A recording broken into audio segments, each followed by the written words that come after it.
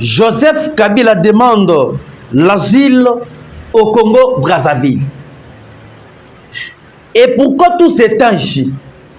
Mais Joseph Kabila n'a jamais demandé l'asile au Congo-Brazzaville. Tokokota en détail, Bande Kobalani.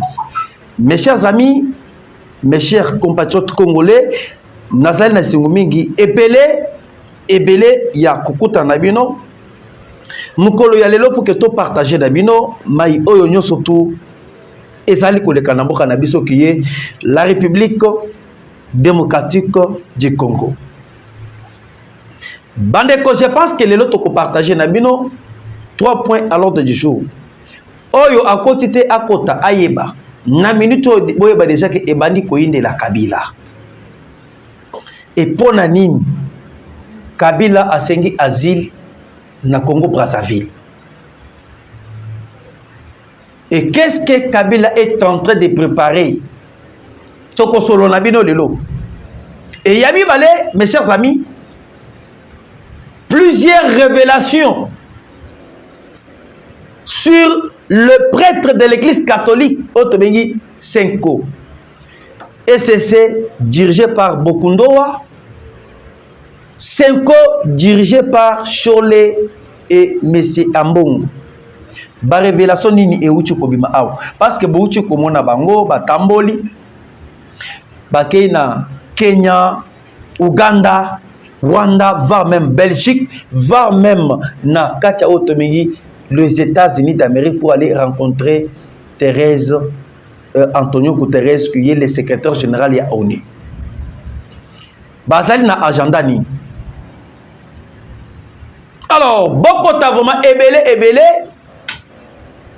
Bon, aimez notre émission et n'oubliez pas de vous abonner massivement sur notre chaîne et n'oubliez pas de laisser vos commentaires. Ezali Oyabino, moi Namboka Olivier, les communicateurs de la République. Sur le 3e point, Makambo Ezali Yakoinda actuellement na partie Yaville Yagoma. Le gouverneur qui a été nommé par Nanga, des gardes de corps, il y a gouverneur Bazala qui neutralisé par les Ouazalines. Makambo Eleka qui n'engeni. Tu vas expliquer, Bino. Alors, sans plus tarder, mes chers amis, mes chers compatriotes congolais, actuellement, M. Kanambe Kazabereng, moi, il y a tonton Moutoual, a sengi asile. Nakatia Congo Brazzaville. Bon, monaki dernièrement, Joseph Kabila atindaki conseiller naye, mais c'est Barnaba Kikaya. Oui, bien, très bien.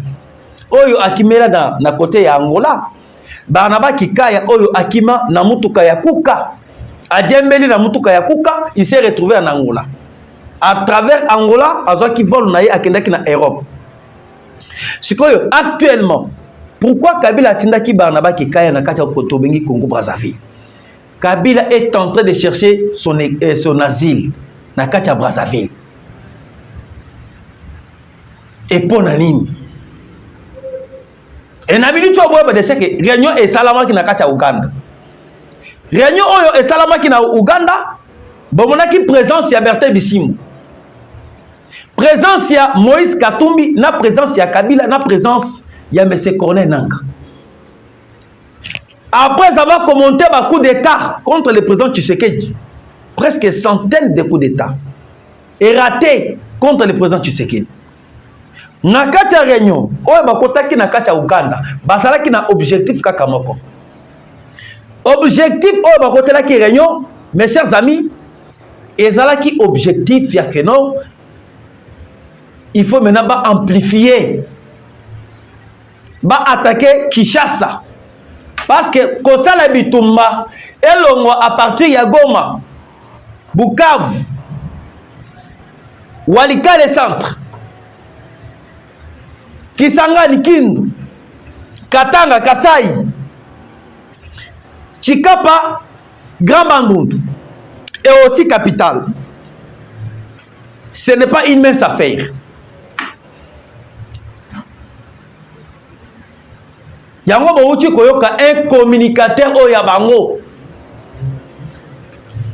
Communicateur oyo ya bango atelemi alobi biso tobandaki kokanisa que kosala rébellion, kosala bitumba ezali facile. Mais tu as comprendre que kosala bitumba ezali facilité. Parce que kosala bitumba il faut tozala na ba mituka, tozala na ba carburant, tozala na ba mbongo ya kofuta ba militaire, tozala na ba mbongo ya ba séjour ya kofuta bato bazali kobunda. Mais lelo tomonaki ezalaki lipa na nguba te. Yango tozali koyebisa bino après avoir raté plusieurs coups d'état oyo ezalaki monté ba Christian Malanga avec quelques généraux au sein armé au bazalaki financé par M. Henrich au bazali DG ya HJ au bazali responsable ya biloko nyon surtout ya Kabila. Et depuis après avoir raté ba mission na bango Kabila sengi asile na kati ya Brazzaville nde esika tozo kokota en détail to imbola to expliquer bino. Et surtout je demande à tous les services de renseignement, DGM, ANER, la police et l'armée, on doit être vigilant. Ozali ndeko ya président Tshisekedi, ozali camarade na ye, ozali conseiller, muntu nyonso tu oyo azali kolananga kata parti oyo etambola et comme la tata Mukozaboko. Parce que tout ce que je suis en train de dire aujourd'hui, Nazali Nakachako Bimisa, le plan Oyo Kabila va mettre en place avec M. Moïse Katoum. Asile Oyo Kabila Asengi Ezali Asile, Yakoya pour créer maintenant pour renforcer base naïe arrière. Na Bakongo, na Gamba Mundu. Boyebi kelelo makambu ya mobondo etelemi. Depuis que moi na mboka champion Mbemba kenda kuna a dénoncé ma vérité belé. Depuis bakanga baboma monsieur Cobra. Oyo azali numéro 1 ya ba mobondo. Et actuellement mobondo ezali et disparaître. Mais comme mobondo disparaître, Kabila a suggéré qu'avant tout comme en 2026, il faut que va anéantir le président Tshisekedi. Nalikopa oyo o bazolinga mena ba créer coup d'état na capitale. Ba prêtre ya église catholique bazali na kati ya likopa. Quelques généraux bazali na kati ya likopa. Yango tozali koyebisa bino boyi. Asile ya Kabila na Congo Brazzaville ezali objectif Yakoya ko motiver ba base naie arrière. N'oubliez pas, Joseph Kabila azali na ba bien ebelé na Congo Brazzaville. Kabila azali na ba concession na Brazzaville. Tandis que Brazzaville na partie sud ezali ko tomber na Congo central. Na partie est ezali ko tomber na côté ya Kwamuntu o tobengi ba côté ya Bakata koto tozali ko benga Mai Ndombi. Maintenant, dans la stratégie, Oyo Katumbi na Kabila basali. Basali kolinga na ba concession ya Kabila Oyo ezali na Congo central na côté sud. Bako banda kosala effort ya keno ba recruter bato. Na côté ya Katanga, bazu ba avion, ba traverser Zambie, ba yeko se retrouver na Congo Brazzaville. Et ils vont prendre aussi d'autres Rwandais. Les Ougandais et les Rwandais, ba memi bango, ba fani na ba concession ya Kabila. Comme va travailler. Dernièrement, on a eu que le bilan du soleil à M. Charles. M. Charles, oyo azali na côté à Boma. Moussala na ye ezali a ko recruter ba jeune na ba Congo. Azali ko recruter ba jeune na ba Congo, azali ko pesa bango $1000 pour que ba rejoindre le mouvement ya M23. Bazali ko traverser à partir de Congo Brazzaville. L'asile de Kabila au Congo Brazzaville, c'est créer une rébellion dans la partie à Congo central, dans la partie Yabandonto. Parce qu'actuellement, nous sommes dans opposition militaire. Tout ce qu'on a d'abord na opposition politique. Opposition politique, lorsque tu as en 2027, avant maintenant d'organiser les élections de 2028. Yango boyoki mission ya Kabila. na Brazzaville ou atindeli conseiller na ye Barnaba Kikaya ezali ya ko consolider ba base arrière autobingi mobondo ezala mena activer parce que mutu oyo abana ko financer ba base na ye nyonso wana ezali monsieur Arish. Monsieur Arish azali responsable numéro 1 ya HJ. Dernièrement, il a été auditionné à l'ANER. Ba auditionné na ANER, ba trouvé que Azalaki na ba mindouk ebele na kacha hôpital ya HJ. Et depuis ba kangaye. Tozali ko ebise bino. Boyoka lisusu. Opposition telle ya ba wazalendo. Ekwei ou sorte village tel ekwei. Mais c'est Arish que vous voyez là. C'est un monsieur qui a toujours soutenu Kabila. N'a pas action financière. Il y a corrompre les généraux, va trahir aussi l'armée. Et les lots depuis que Bakangaye, non surtout les alliés par terre. Il n'y a pas l'avancement, il y a M23. Et na minute où ba ke muto asimi makambo ya asile ya Kabila ezali madame roi du Nair. Hein? Madame roi du Nair. Une femme très forte. Madame Thérèse Kayikwamba roi du Nair. Et lorsque Barnaba Kikaya aye kokoye na kacha automingi Brazzaville. Accueil et pas un ministre des Affaires étrangères. Il y a Congo Brazzaville. Pour évoquer cas il y a asile, il y a Kabila. Bah c'est clairement que Kabila a quel document. Bah ce document il y a Kabila pas Barnaba qui a Kabila mais ce document il y a Rwandais. Kabila a un passeport rwandais. Oh il a présenté dans le Congo Brazzaville. Et avant que ba signer mukanda ba pesa Kabila asile aya kokota na Brazzaville afanda kuna na asile. Babengi d'abord ministre des Affaires étrangères, Madame Radner. Et na minute où baboyeli Kabila a son passeport et a son asile na kacha Congo Brazzaville. Et boye bake Sassou pe abangi. Et ça pas mbate Sassou abangi. Sassou azalaki na bango. Sassou azalaki parmi motu oyo azali kosenga ke RDC va négocier, c'est ça la solution. Na point de presse ça qui dernièrement en Europe. Et les lois ça soit comprendre que ba partenaire oyo ebele bazalaki sima ya Rwanda ba se désolidariser avec les Rwandais. Les lois je vous informe. France a ouchi ko se désolidariser avec les Rwandais. Mbala ya liboso oyo ka France a pesi RDC 3 millions d'euros pour une aide humanitaire. Et je vous dis carrément que le Rwanda deviendra sombre. Rwanda va disparaître. Ce qui vient de habiter.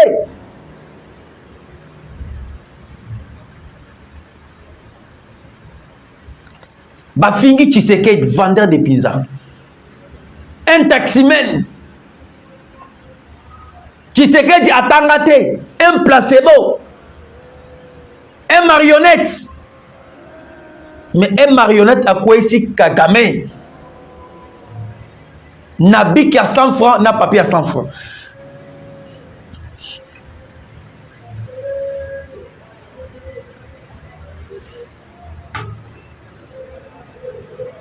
Et bon, actuellement, le masque va tomber.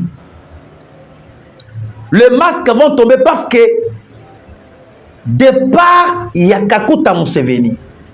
Départ, il y a M. Paul criminel. Tous les opposants vont disparaître. Parce que maître Nabango Nyonso, maître Yaba Choli, maître Yaba Ambongo, Ezali M. Paul Kakame. Et les loges, je vous dis, j'ai une bonne nouvelle pour les Congolais. J'ai une bonne nouvelle.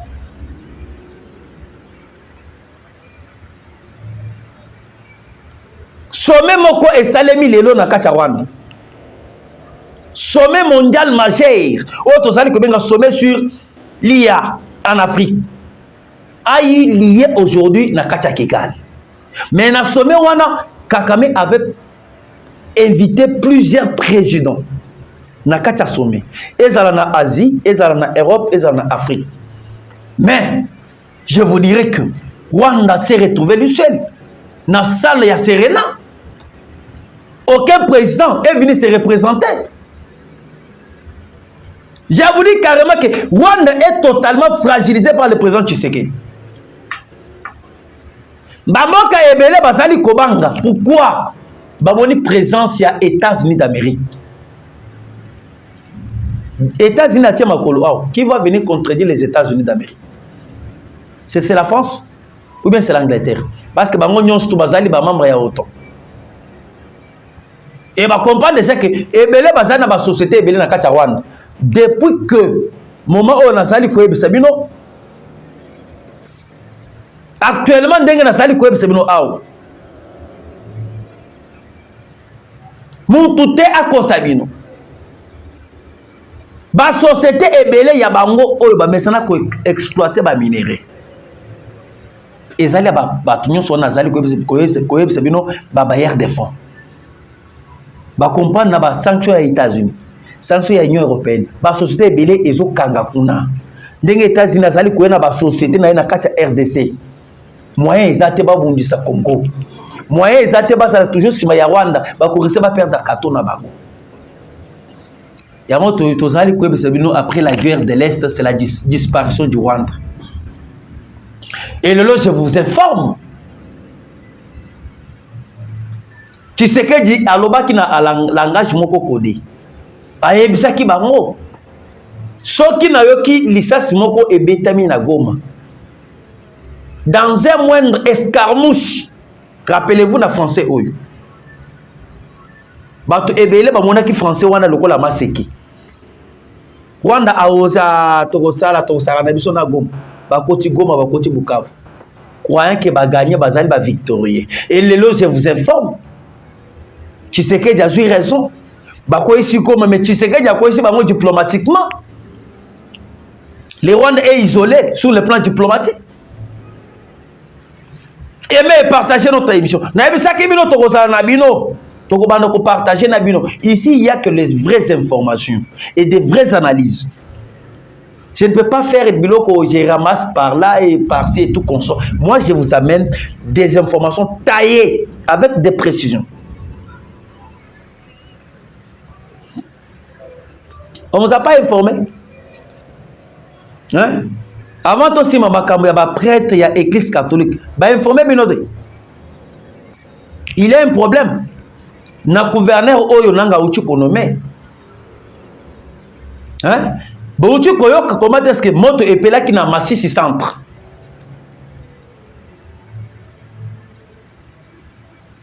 Boyeba que Masisi centre ezali presque déjà quelques kilomètres avec Minova.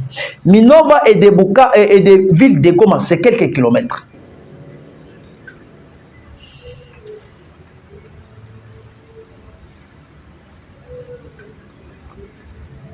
Et lorsque Boyoki Masisi centre moto pelaki, to frapper ennemi, ennemi Akimi. To commissi ennemi billet de l'enfer. Billet de l'enfer. Lorsque tu frappes ennemi Akimi, ake ko batama na bandako.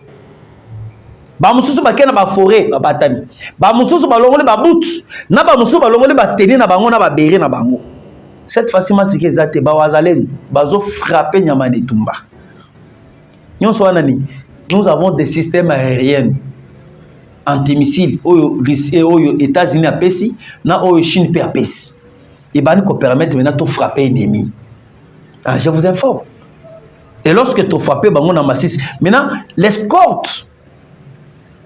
Il y a un gouverneur, il y a un ville à Goma.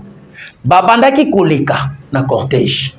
Na cortège, na bango oyo bazali koleka na cortège. Mon tour oyo gouverneur nanga nomaki. Bazala qui bien ciblé. Pas le waza. Pas le waza chouchou, le waza mam. ba ciblé bango ba frapper. Ah, curieusement, il m'a wanakim. Et j'y étais. Mais quand même, tous eu des quarts de corps. Yawanda, Bazalaki anéanti, Bazalaki frappé. Va même les porte-parole. J'ai même sa photo ici. Le porte-parole Yawanda, adjoint, Tolo Bakeno, Mouya Nabango, Nakacha Wanda. Tolo Bano, la mère Mende, Oya Bango, porte-parole adjoint. Ce que vice Naé, porte-parole, il a été touché dans la ville à Gom. Yango Boyoki Wanda a démentir. Azali Kolobakeno, Azalaki empoisonné. Zok Azalaki empoisonné, il a été tué par les drones. Tant Azalaki na escorte avec les gouverneurs. Oyonanga nommé. Il s'appelle au nom de messieurs Alain Munkouralinda, qui vient d'être décédé hier, jeudi 3 avril 2025. Pas de pitié, pas d'excuse. Le Congo, c'est notre terre. Wanda Tokota, nani, Nanga Tokota, le Sika Okokende. Yawana, la personne est là. Et Rwandais tout fait. Ozana posa image, na repère ses numéros, na rotine de là. À part Yé, Tozali na Moussous na Walikali. Lui, c'est un colonel. Colonel, Azalaki na kati ya armée na biso. Colonel Zidane Saïd. Zidane Saïd, un ancien officier de FARDC qui a rejoint le M23 en février 2023 avec le colonel Kakoufi Désiré était parmi ceux qui ont conquis Walikali Centre. Maintenant, c'est M. Zidane Saïd Azalaki na Walikali Centre. Il y a Azalaki traité sa bomi azuba militaire et belé à la région de M23. Et lorsque la région de M23, mais à ce moment, il a été abattu. C'était proche de Willingom. Nous disons qu'est-ce nous disons nous jikabons. Comment n'y est? Bozali Mike. Maintenant, ce qu'on se dit, il y a un prêtre à l'église catholique. Et qu'est-ce qui se passe? Na minute la vérité est belle et bimi bandiko balandi. Boye baké, nous vivons avec des ennemis. Bazali ko profiter en même temps bazali ko so badime ya batu. Ba jeune ba maman ba papa na biso ba fandi basali prière Zambia pa mbola bango. Mais bazali ko kamata badim na bango ezali mal canalisé. Mal canalisé, dimezo ko kende na maboko ya bato bazali ba criminel. Lelo ba vérité ebimi. Na ba voyage nyon surtout bozali komona Chole amati Bokundo amati ezali mbongo oyo bazali cofinancé par le gouvernement rwandais, le gouvernement kenyan, le gouvernement zougandais. Yango bomona kabango. À chaque fois bisika oyo bango bazali koleka. Bakotika la jamais kotanga agression rwandaise. Le bomoni bango bakendaki na Uganda, Rwanda, Kenya, bakena Belgique, bakena na les États-Unis qui les finance. Le maintenant ils ont le gouvernement rwandais ba vérité mi aw. Le gouvernement rwandais les finance. Le gouvernement kenyan le finance.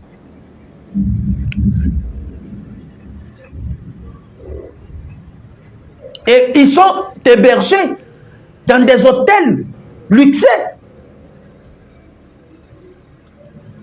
Aux frais du gouvernement rwandais et le gouvernement zougandais.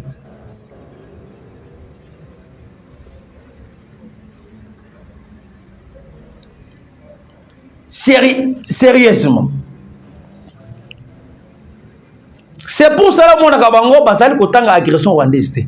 Yango mon akabango basali ko protéger Rwanda. Et lorsque j'ai suivi lorsque bakeye paya secrétaire général Antonio Guterres basali ko lobakelo Tshisekedi devient dictateur. Tshisekedi asali ko exiler bato. Tshisekedi asali ko cédé pour na kimia ezo on a parti à cette région ya Grand Lac. Ba vérité ebimi. Basali ko mema pacte wana pona ba protéger Kakame. Ils sont au service du Rwanda. Baké na kacha les États-Unis bakota na Antonio Guterres. Est-ce que batangi bilan il y a 15 millions de morts na partie est? Est-ce que basalele yango? Ce sont les ennemis du peuple. Tshisekedi va vaincre ces combats. Je vous garantis et je vous préviens. Tshisekedi va vaincre ces combats. Je pense que Tosoki a opona mukula lelo. Merci vraiment. Gardons tous contact sur notre chaîne. Plus 243 89 335 82 51. Plus 243 89 335 82 51. Je vous remercie.